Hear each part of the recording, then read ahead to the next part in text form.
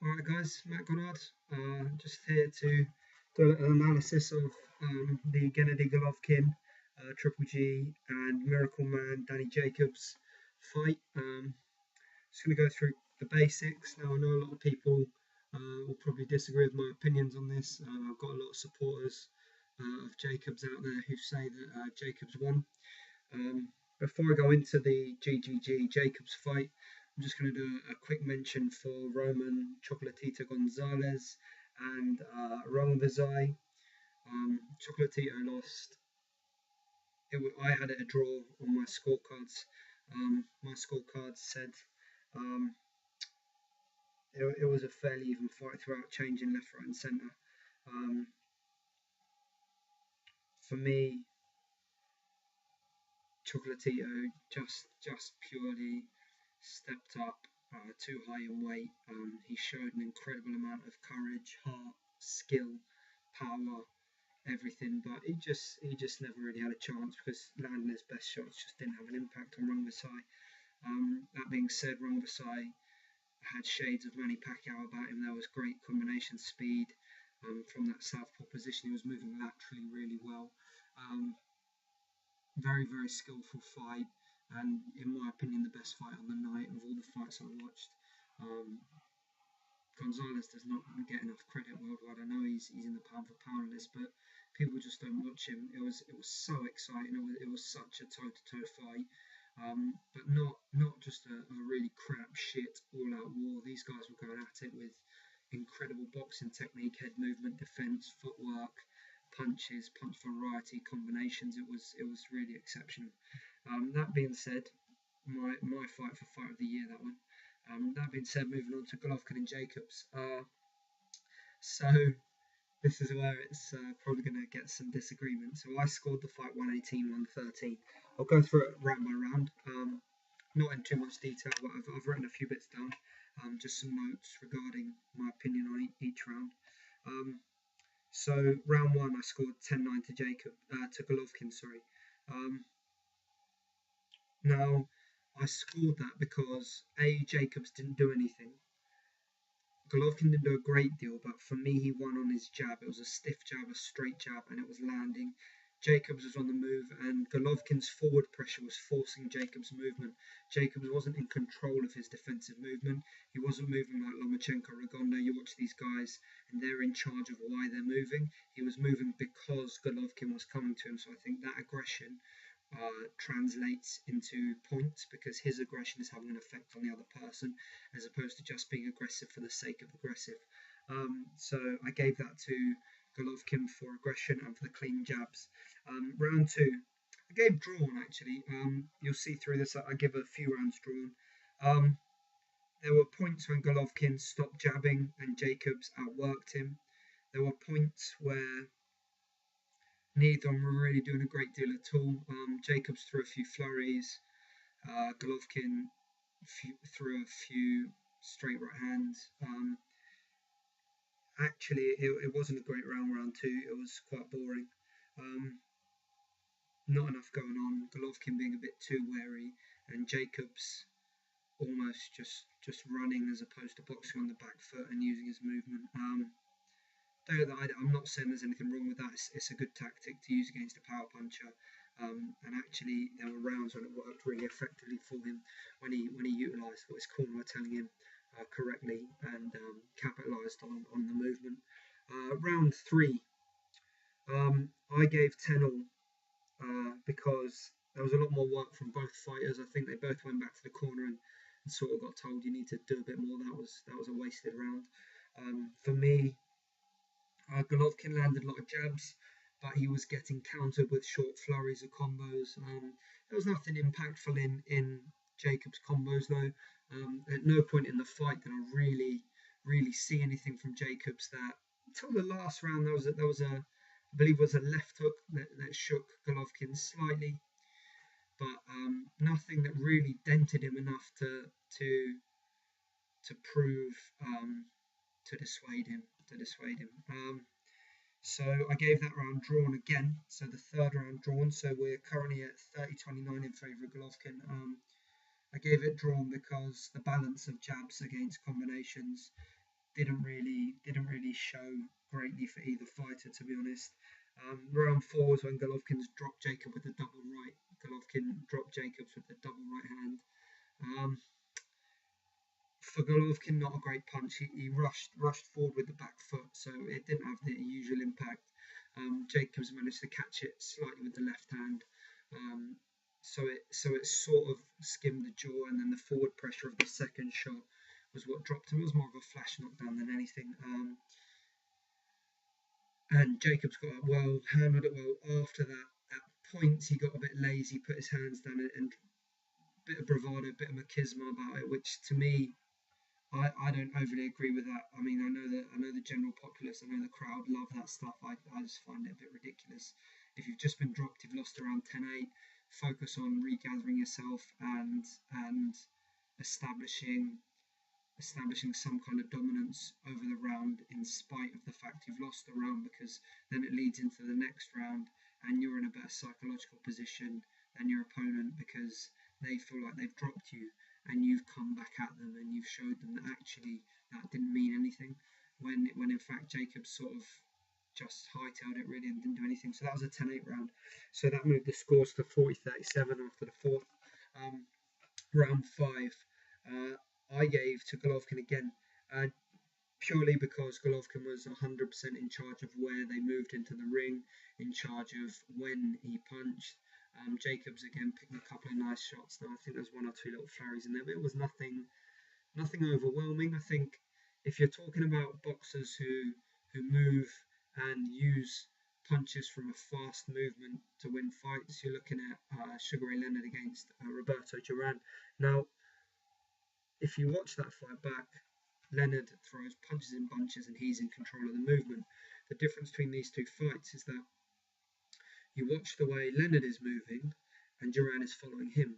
You watch the way Golovkin is moving and Jacobs is running from him. There's a difference in the lead, so as Golovkin steps across, Jacobs is forced to run, whereas Leonard gave himself time to move and come back with combinations and punched and moved.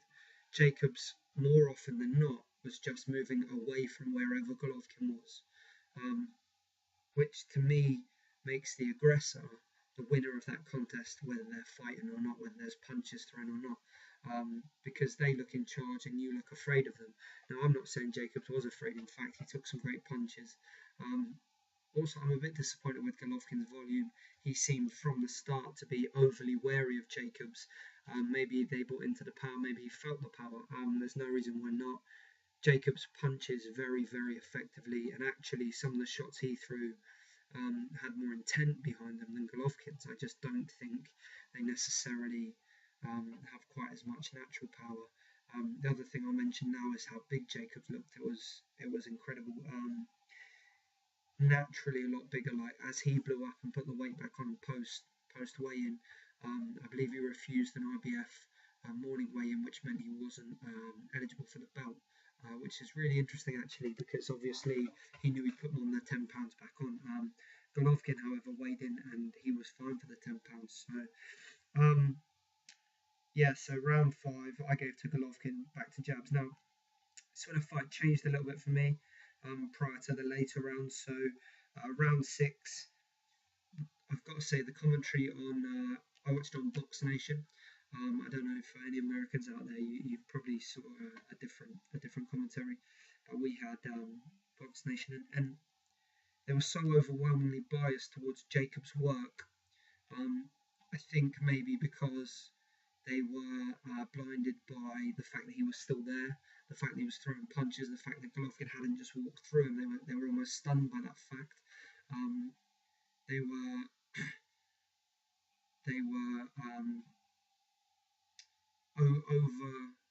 over exaggerating the quality of Jacobs' work and underwhelming when discussing Golovkin's defensive abilities. So you watch a slow down breakdown of each combination that Jacobs is throwing.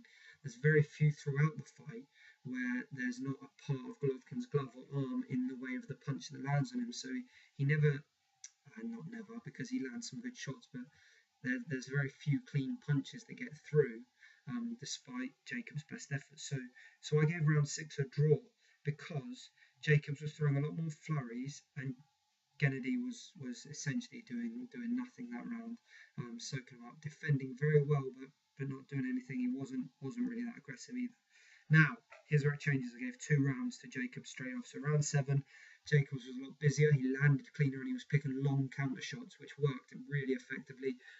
He landed the long right check hook from a southpaw position, which was a beautiful punch. There was a couple when he just spun out.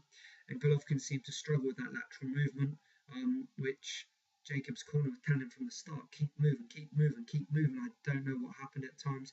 He stood still almost, again, the machismo, bravado sort of, being the bigger man, nothing you do can hurt me, which is great to see for the everyday fan, but in terms of boxing, he may have cost himself that fight when the judges ringside saw him being pushed back or getting caught with little shots that he shouldn't be hit with.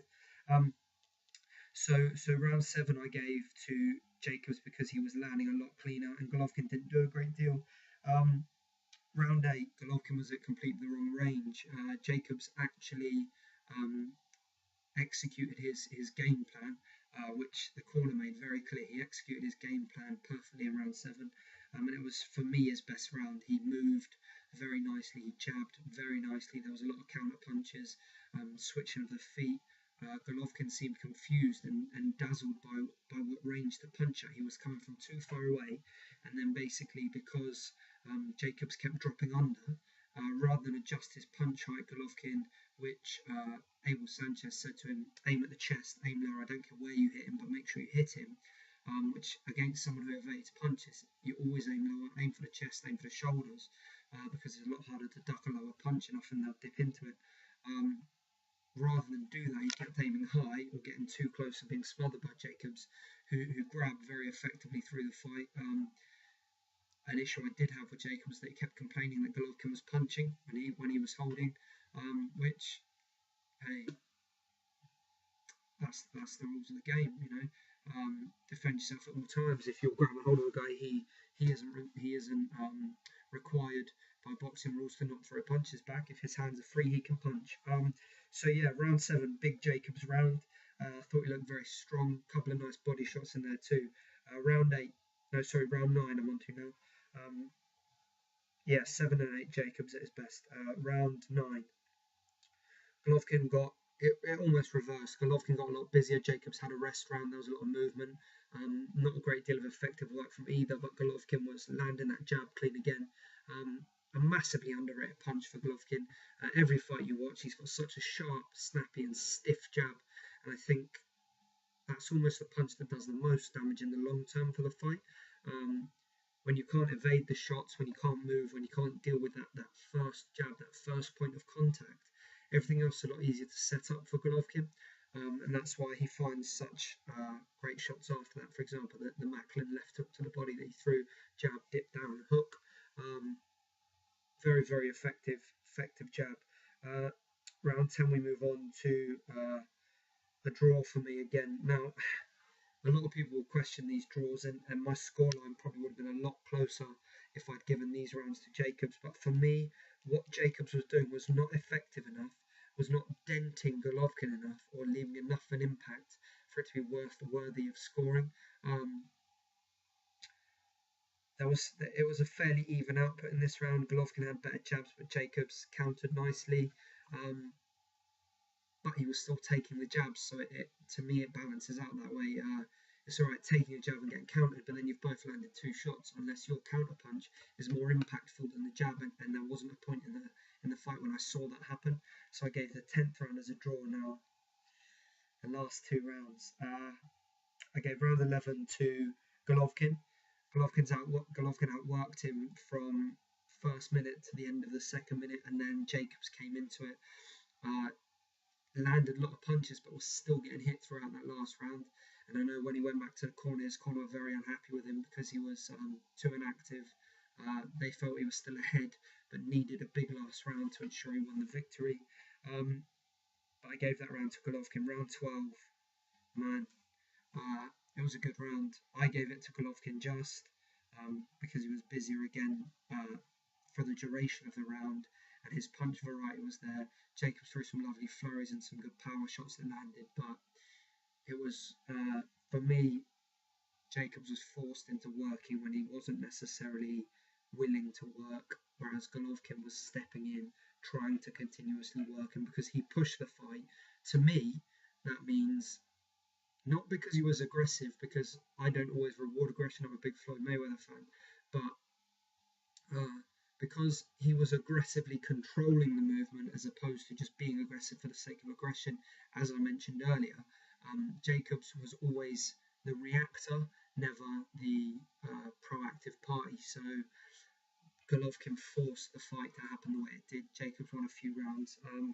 For me, I think it worked out. They had Jacobs winning. Yeah, I think I gave Jacobs 2 rounds won.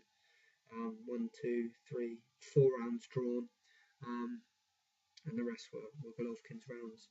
So my final scorecard, guys, was 118, 113. Let me know what you think about that. I have got to say though, Roman Gonzalez and I'm really sorry I can't remember his name. Rungvisai, difficult name to pronounce. Was Fight of the Year candidate. Incredible fight. Please watch that fight. Even if you don't watch Golovkin Jacobs, it's something different. There's another level of skill to it. Yeah, really great. Cheers, guys. Hopefully see you all again soon. Just a quick word of warning. There's a time soon I may come up with a new YouTube channel with some different content on it. More fitness and boxing based content, as well as all the vlogs, pad work videos and stuff. With a lot more variety to the content. So please keep an eye out. I'll post a video just saying when I've moved, if that is what happens. So thanks for everyone who subscribes. Check me out on Instagram at Matt Goddard Fitness. Check me out on Twitter at mgoddard Fitness. Check me out on Facebook at Matt Goddard Fitness. Peace out. Much love, everyone. Take care, guys.